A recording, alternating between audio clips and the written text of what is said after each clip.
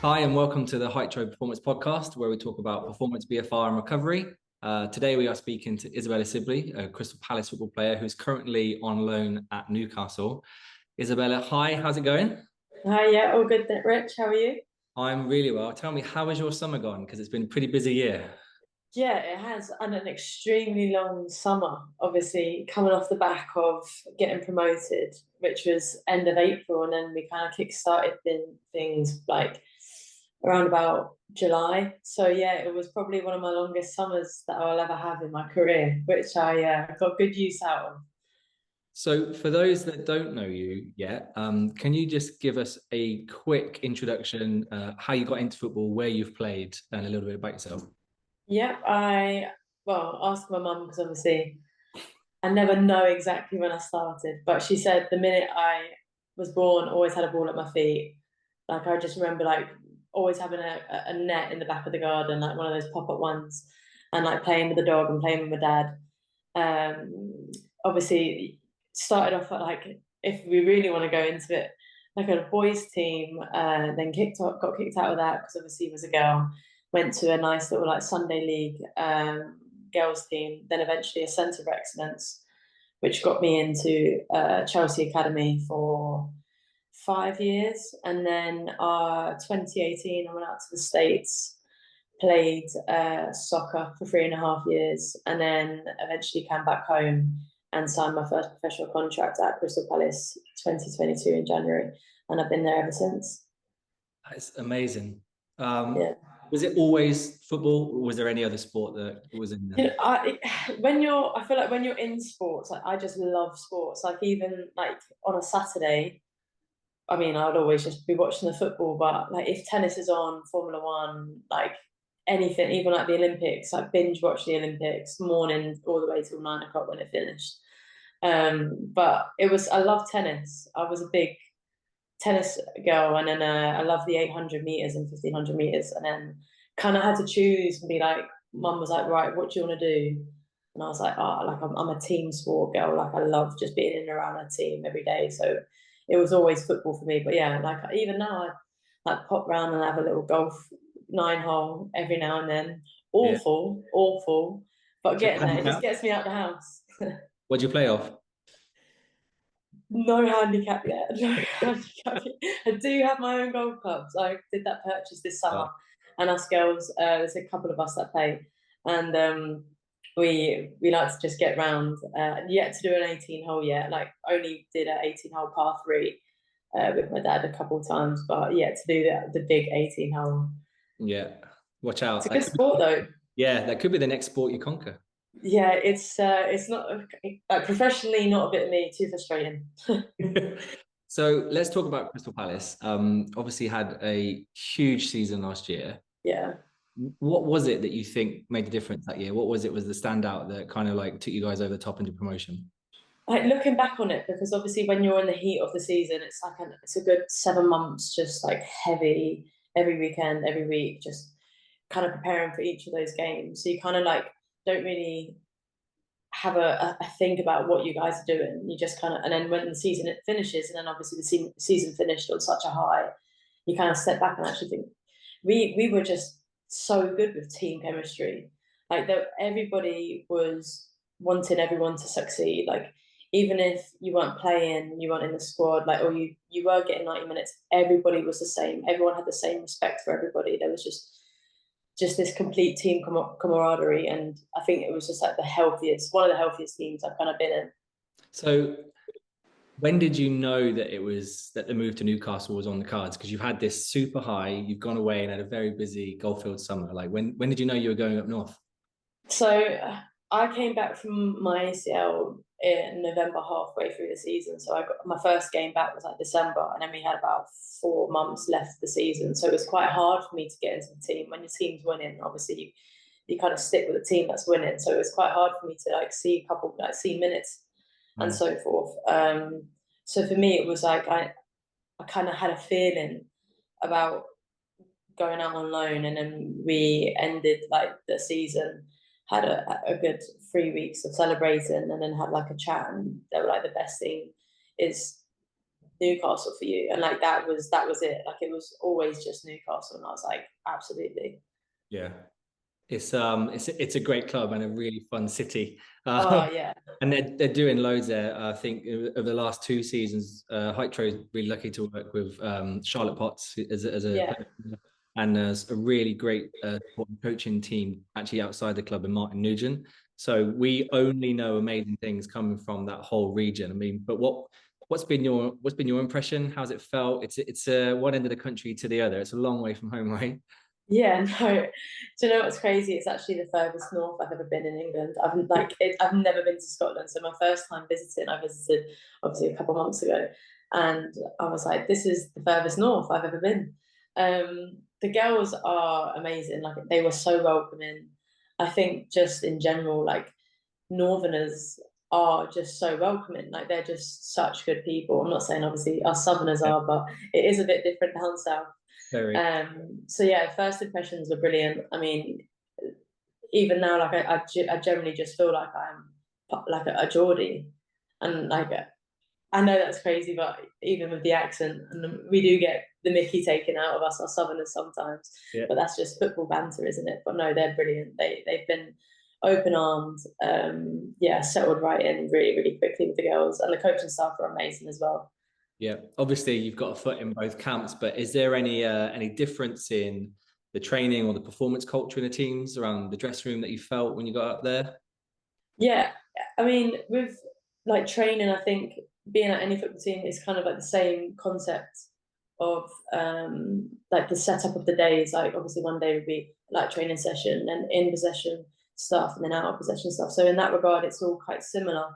But here, it's like you're playing for the badge, like you're playing for the city. Like everybody wants to come out and watch football here in this city, and like it's very fan orientated, and I think it's brilliant. Like we played yesterday, we had just under 4,000 fans at our first home game, which in WSL teams they're not hitting that. Yeah. So when I first got off the train here and visited, I couldn't stop seeing black and white shirts, and I was just in awe of it. And it was just like, yeah, this is where I want to be right now.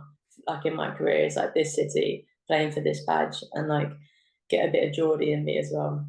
Yeah, it's really cool. So is there are you seeing any kind of difference in the performance training and recovery setup between clubs? Is it about the same? Is there any more or less facilities available to you guys?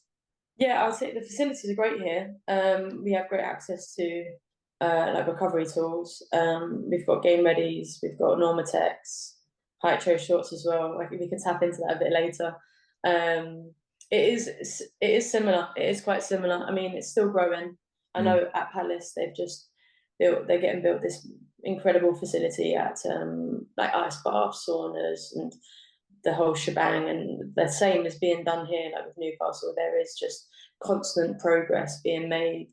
Like each year, you just see something different, and you're like, it's getting there. It's generally getting there, and eventually, I know you walk into the facility and it'll be like brand new. There'll be everything that kind of the men have, and we'll eventually have that. But obviously, being in women's football right now, it's brilliant. But obviously, there's just so much more to come. Right. Yeah. Even the purpose-built facilities are amazing, but should have really been there in the first place. So the game. Yeah. Is it? Actually, I'm just take you back actually to the beginning there. Was there a huge difference between because when you played out in the States versus Huge. here, like facilities wise, training wise? Was it night and day or? I couldn't believe so. Obviously, I was at Chelsea before, and that was around. I left Chelsea around 2018 to go to the States, and that's like this is Chelsea. They had like a hub at the back of the training facility, which was at the men's and the academy, which was brilliant. There was a hub, and there was a small gym, and like I don't even think there was an ice bath. Maybe like the bin, like you get the bins for the ice baths. Maybe went out to the States, like got a whole new facility for the women's team. Like it was obviously been made since I've been there. There was ice baths in there. We got to use the American football team's facilities, which had cryotherapy, like light bedroom, the salt float beds. which you like sleep in for an hour, and supposedly it's like 4 hours of sleep that you've just made up. Yeah. And we had like everything. It was like, you name it, with recovery tools, it was all there. And then you obviously come back in. It's not so much backwards. It's just there isn't enough money being pumped in to allow us to have that. I mean, don't get me wrong. For me, I know that I don't really need a cryotherapy or a light bed or so forth. Like, I only need what I can need. But maybe am I just saying that because I haven't actually tapped into that long enough to know the actual benefits? Yeah. But yeah, it was a massive, like, wow, like America actually has everything here. But that wasn't generally from. I went to West Virginia, so they had an incredible, what was it called, football team, the American football team. They had like so much money was being pumped into that, so which was kind of like dripping down to us. So we were able to use those facilities. Who knows if it was just for the women's team, that money would have been generated for us to kind of have that. But yeah, was lucky enough to tap into that and get to use that and say, oh, I was on a float bed for an hour today, blah, blah, blah.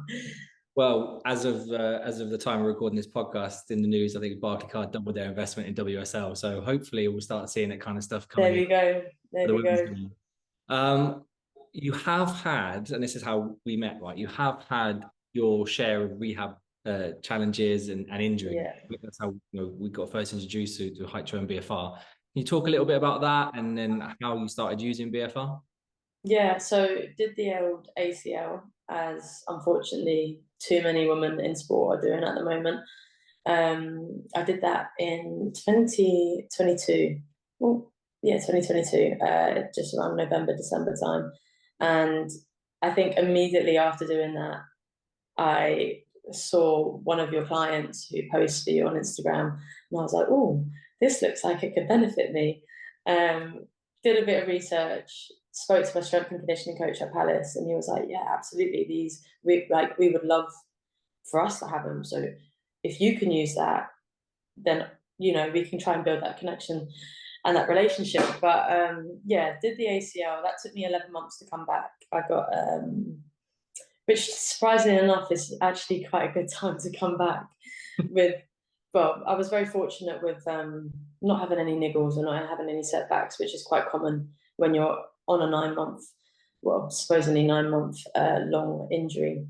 But yeah, no, did that, and yeah, it was tough. It was tough, obviously, being out of football. It's my first time ever not playing football for more than a month. I never got injured before that. I might have had a slight niggle, but never had a serious injury or like even a medium injury.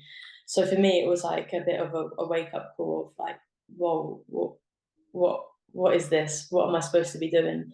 But fortunately enough, Palace were incredible. I mean, I was the first ACL at Palace for 4 years. Really? Yeah, and then unfortunately another girl about a couple of months later did it as well. So we were able to kind of go on that journey together. And I think for us together, it was one of the best experiences. I didn't really take gym that seriously. I know it's bad to say as an athlete, but I didn't. There was just so much stereotype. Like there was just so many thoughts where I was like, this isn't going to make me better. I'm a footballer, blah, blah, blah. Since doing the ACL, I've not got out of the gym. Like it's really changed my concept in that. Also kind of changed my concept of like looking at football differently and being able to kind of have a balance of like having fun outside of football, seeing my family, seeing my friends, doing things that I enjoy doing, taking up new hobbies.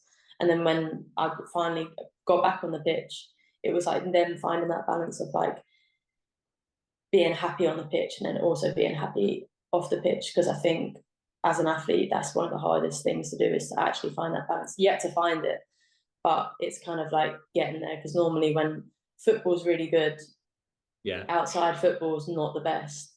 Because you're just everything's like football, and then when like outside football's really good, so it's like trying to find that. Yeah, like I said, yet to find it, but getting there. I mean, I don't think I ever will, but it's a lot better than it was anyway.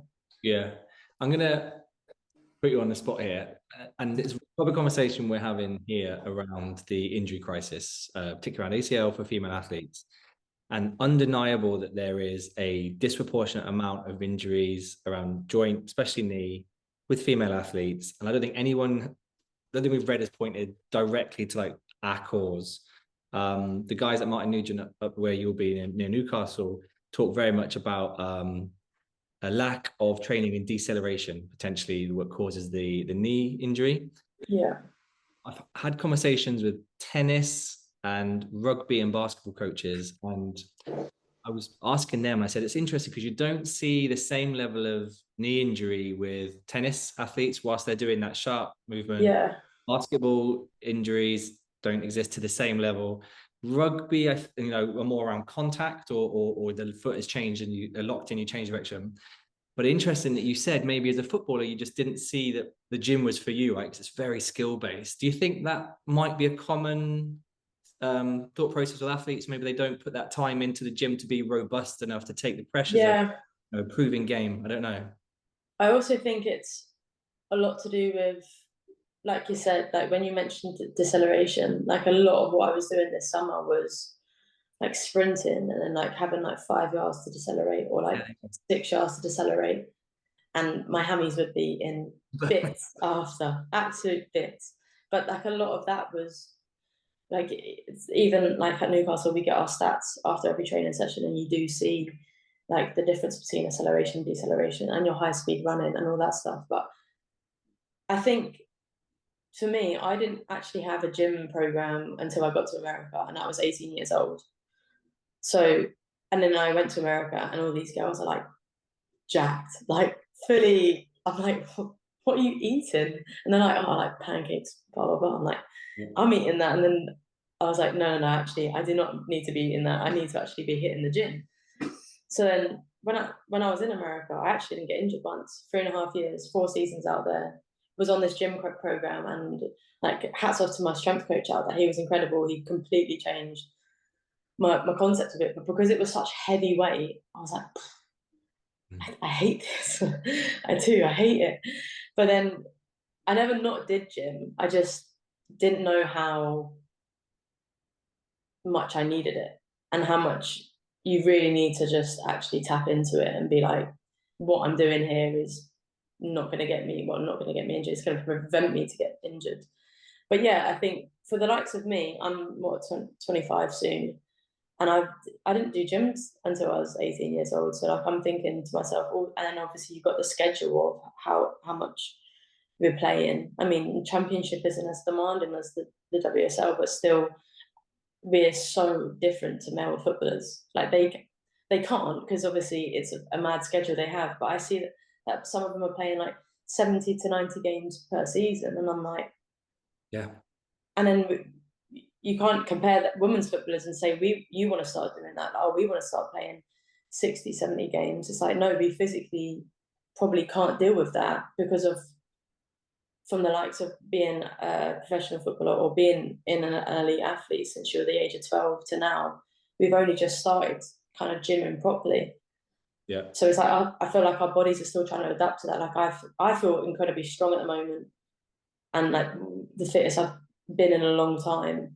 But that's just because these last 2-3 years, all I've been doing is hammering gym and just being able to balance that gym and on the pitch stuff as well. Yeah, it's going to take like a generational shift, I think, of evolution of training. And that's why, again, like if you speak to Warren, our founder, he points out that, less than 10% of the research in BFR is done with female athletes. And, we're not a brand to kind of like shrink it and pink it.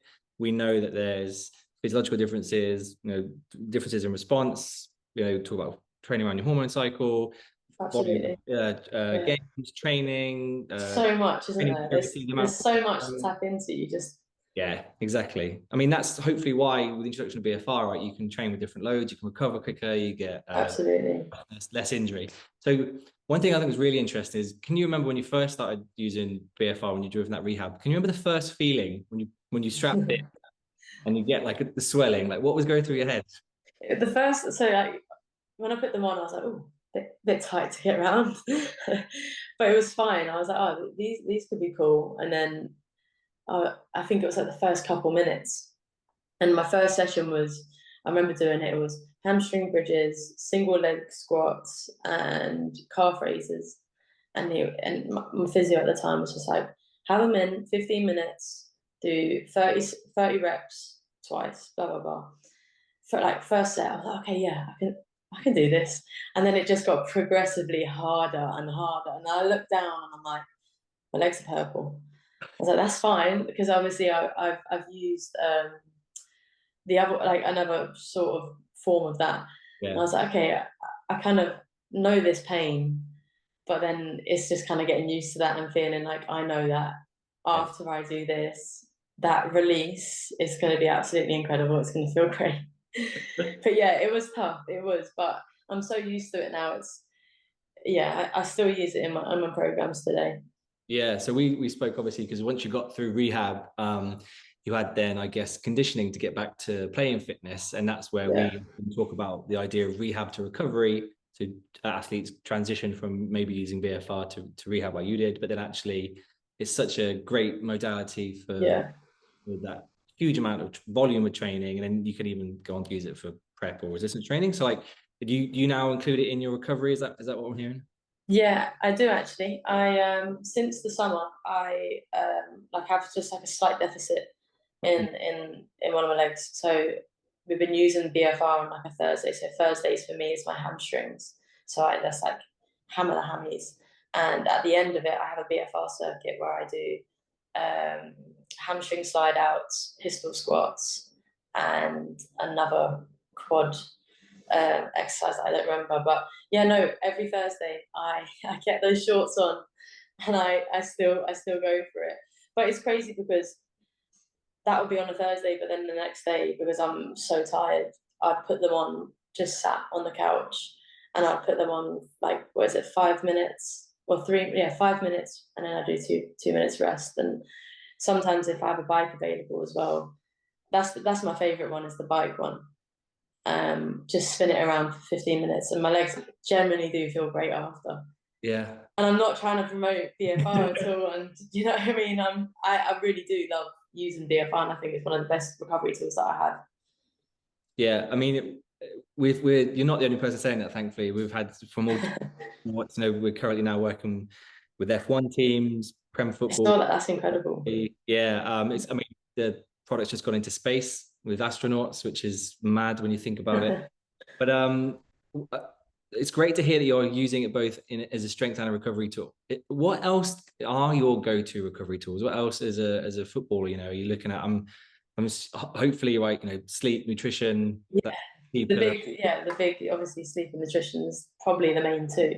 But I like tapping into ice baths, but obviously I kind of do that either on an off day or after a game. Try not to use it after we do gym and stuff, because you know you want to seek the benefits of doing the gym. Normatex, I like to tap into, and then what was the other one? Oh, if I have a slight little niggle or I'm feeling quite tight, I actually quite like needling. I hate needles. Yeah, I generally hate needles, but I think for me, I know that if my hammy's tight or my quad's tight, a bit of needling, and the next day I do feel a lot better. Yeah, I think that's the best way. We're seeing it across so many clubs, right? There needs to be a choice of modalities available to athletes, and you pick the one that you like, and you pick the one you feel comfortable with, because then you're Absolutely. the best exercise is always the one that the athlete wants to do. If you ever make an athlete do something they don't want to do, it's never done at full rate, never done at full effort. It's like some girls hate ice baths. And that's absolutely fine. I mean, everyone hates an ice bath. Why would you want to sit in there for 10 minutes? But I know that I'm going to feel all right after it. Yeah. Can you so the season's kicked off. I know that you had a very hectic preseason, but like, what does training now look like for you guys when you're coming up to games? What does an average week look like for you? You mentioned you have gym on a Thursday, but then what does the rest of the week look like? Yeah, so today obviously the off day, so we had a game yesterday. Mondays we typically have off, and then Tuesdays would be a light session, and then we would do uppers after. And then Wednesdays we would do in possession stuff. If I'm correct, that would be really bad if I got that wrong. But I am still new at Newcastle, which is a lot of short, sharp A cells, D cells, small-sided games, that type of stuff. And then on Thursdays we open it up and we do our sprints. So we do typically 2 to 3 sprints after our warm-up, and then we kind of like stretch out the pitch and do a bigger game. And then after, so Wednesdays, sorry, we do gym after training, and then Thursdays we do gym after training as well. Fridays are off days. Saturdays it's just about an hour session, very light, and then obviously the big day on Sunday. That's typically, if a game is on Sunday, what it'd be like. Yeah. Doesn't sound so hectic, but God. Oh, you were going. I think that does sound quite a lot. So it's a lot. Obviously, there's like meetings in there and whatnot, all that stuff. Got to watch game tape. You've got to go for tactics. Yeah. Exactly. Analysis. So, do you get a chance to even think about like personal performance goals? Do you set any kind of like markers for yourself and what you want to bring to the team, or any kind of stats that you have just individually for you? Yeah, I think coming into each season, especially coming off the back of last season, I think you kind of set these. I mean, when you were younger, you would set these goals which were kind of unrealistic. But I feel like when I get older, I kind of, obviously the stats, I still want to. There's still stats that I want to achieve, and I set those for myself. But a big thing for me is like I just want each week, I want to be happy, I want to be on the ball happy, I want to be able to be confident and consistent in training. So for me, that's like the biggest thing for me this year, is just kind of be consistent in my training, happy on the ball, and just enjoy it as well. Because I missed it. I missed playing football for 9 to 11 months. So for me, that's the biggest thing for me, is just get back into it, and to get back on that pitch, and just, like I said, be consistent and be happy on the pitch. That's one of the things that I don't know that the industry talks about enough, is how, as an athlete in a really exciting team environment, how you stay motivated and get yourself through like the rehab journey, because mentally it's so tough, right? Watching everyone else go out, watching everyone get game time, worrying about your position. How do you get yourself through stuff like that? Do you know what? For me, I know it's like very cliche, but it really is the people around me. Like I wasn't brought up with, you can never feel sorry for yourself. Yeah. So for me, I think I think it was mum. Mum was like, you only got a couple of days out of these 9 months to, have a little cry or whatever. But I'm not really like that. I kind of try and see the good in everything. I don't like to dwell on doing my ACL or a certain situation which isn't the best happening. For me, I was very lucky to have another girl go, Ellie Noble, who did her ACL at Palace. We went through it together and kind of relied on each other, and as well as just being in and around with the girls as well. I know that each time they got to go on the pitch and stuff, but they made me feel so a part of the team. And I know I was, but I wasn't out on that pitch with them. I was still, cooped up in the gym, just in my BFR shorts, like hammering the hammies and the quads.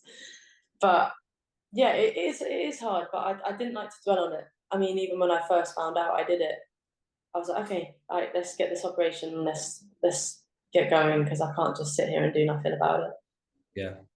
I mean, hearing you talk football, I'd say being competitive is a huge part of your life, right? But then outside of football, how do you unwind? How do you keep that balance? What are your other hobbies? What else you get up to?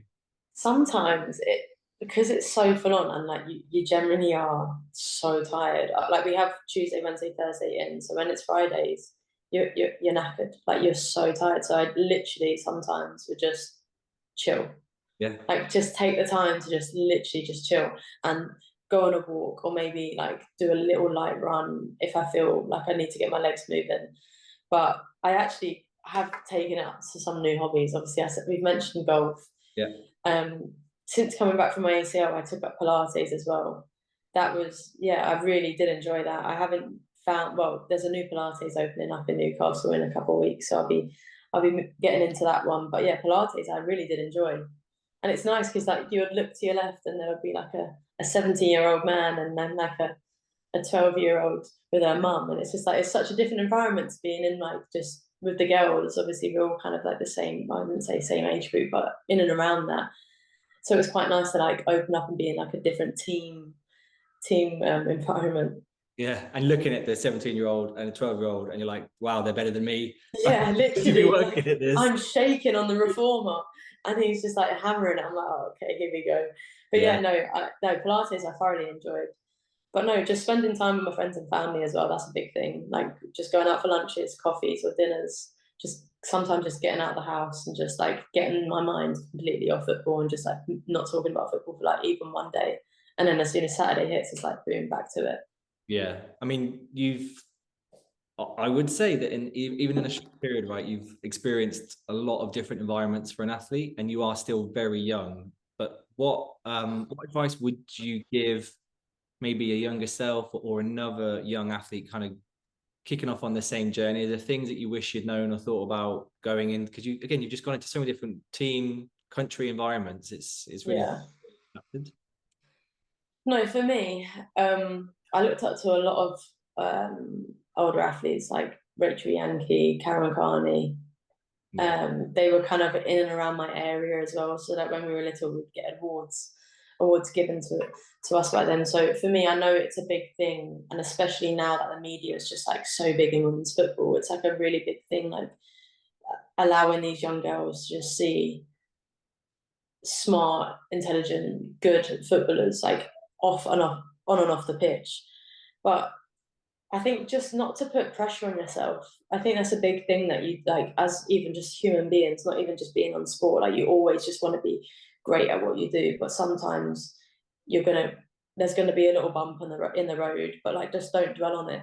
Like, or there might be a big bump on the road, but you know that you're gonna overcome it. Like you might not achieve what you specifically want right now, but you will achieve something like that in the next couple of years. Or I think just being patient as well. But yeah, biggest thing for me is pressure, and not to put pressure on yourself, because it could just be a downward spiral if you start doing that.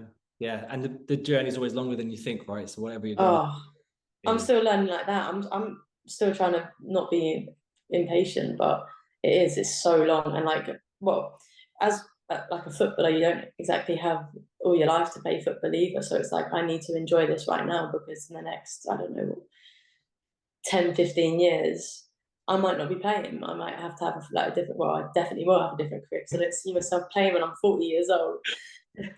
But yeah, it's just to like enjoy it. I mean, like I would do anything to go back at a grassroots Sunday's football pitch on a cold, wet Sunday, and all the parents are sat there with their coffees in their deck chairs, or like a Sunday tournament. Like, enjoy it, because it doesn't last forever. It's so true. With that in mind, then, one of the things I always like to ask coaches and athletes, because the answer is always very, very different. But in your mind, if you could sum it up, what makes a difference between a good and a great athlete? Oh, I think sacrifice, because growing up, the amount of things that I wasn't able to do because I just wanted to be a footballer and I just wanted to be good at football. Like I just kind of sacrificed so much, like friends, not being able to do things that the other ages of myself would do.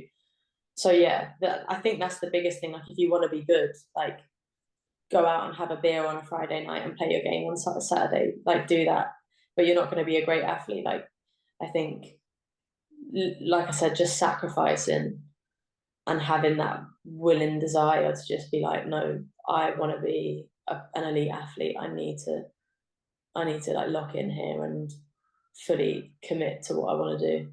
Now you're up at Newcastle.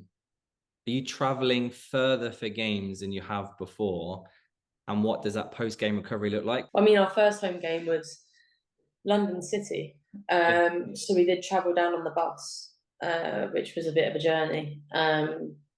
But we will be like tapping into flying down to real southern games, Portsmouth and Southampton, and hopefully getting the train as well. I think they're still trying to sort out logistics of it all, because obviously we're new in the Championship. They've never had to really travel down south to London teams, or even to southern teams as well. So I think they're still trying to figure it out as well. But it's honestly, since coming to this club, I've never felt so welcome. Like everything's just, I mean, obviously I'm a Palace player, blah, blah, blah. But they've been great. Palace have always been great with me, and but being at Newcastle, it's just like you wouldn't expect it to be this, like it is generally is just this good, and they've recruited so well as well. Yeah. So interesting for them, right? So they have never been in this league and won't have had to deal with all the logistics. Do they lean on you as almost like a more experienced player in the league to be able to then give out advice to players, or is everyone just finding their feet? No, I think being in like women's football anyway, like everybody has gone through. You can't say like the same journey, but it's all kind of the same. Yeah. Like everybody's had an awful year, everyone's had a great year. But then we've also, like I said, we've recruited so well this season that we've got such great experience. So we've got the likes of Demi Stokes, who won the Euros for the Lionesses, Rachel Fernie, who's like one of the most experienced players I've played with, and we've got like Shania Hayes, who's one of like was a top goal scorer for the championship, and then other WSL great players as well. So it's like some of the girls will eventually, I'm not too sure yet, but I feel like they will lean into that type of experience. I still sponge off, like I know I'm sponging off Fernie at the moment, like Rachel Fernie, because that's what I love doing. I love just knowing like how they kind of get through the day and how they get through that training week, that year and so forth, and kind of hearing that experience and kind of like being like, oh yeah, like I can do that as well. Yeah, I love it. I just feel like, and I don't know if this is intentional, but with all the things that women's sport have to come up against, it's it's criminal that there's not better quality and resource and opportunity.